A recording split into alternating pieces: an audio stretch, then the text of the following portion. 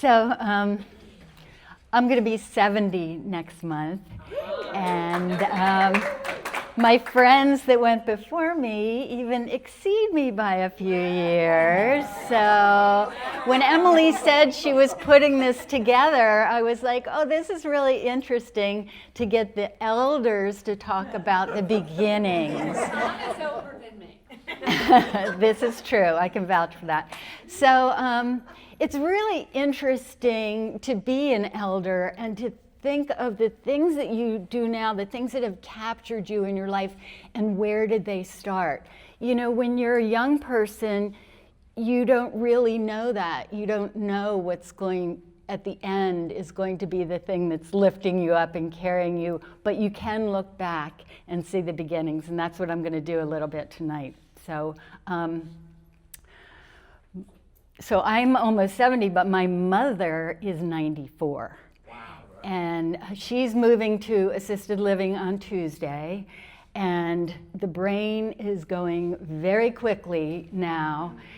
And she will sometimes call me 4 times a day, forgetting that she's already called me, and saying the exact same things. And a lot she has forgotten, but strangely, what she remembers is my birth. So almost every time I talk to her, I have to hear about, and when they laid you on that table next to me, and your eyes opened, and you looked at me with those big blue eyes.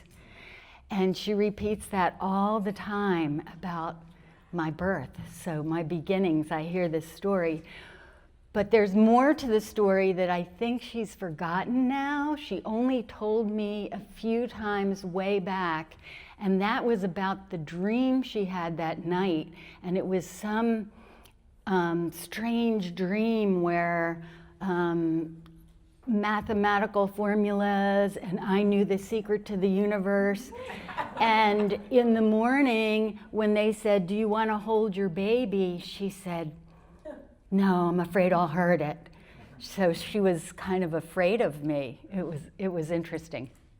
So I don't remember my birth, but I do have some very early memories. And I remember being a tiny infant, the type of infant that's so small that you can lay them down on a couch and not worry about them rolling around or turning over or moving, right? You know, that's very young. That's just within the first few months only. And so I remember laying there, this tiny little thing. I had no idea I was a male or a female or even a human, but I knew that I existed, and I loved seeing the patterns and the light of the world around me. So that's my beginnings, you know, I'm aware. And then by like a year old, I remember being pushed in a stroller and the clack, clack of the sidewalk as the wheels are going across the lines in the sidewalk. And at that point, I couldn't really talk, but I knew the geography. I could have pointed to my home if I could have handled my limbs that well or answered the question. And then I remember being maybe about 3 years old and crawling across the suburban lawn. You know, this is the 50s now, and looking carefully at all the little grass plants and the little clover plants and the little plantain and the dandelions. Of course, I had no idea what any of them were or called or names, but I knew that they were fascinating and they were so unique and different. Now, when I look back at my beginnings, it's like, oh, that was the beginning of my love of plants, really. And then eventually someone pointed out, I must have been 4 or 5 then, that, oh, these clovers, they're special ones.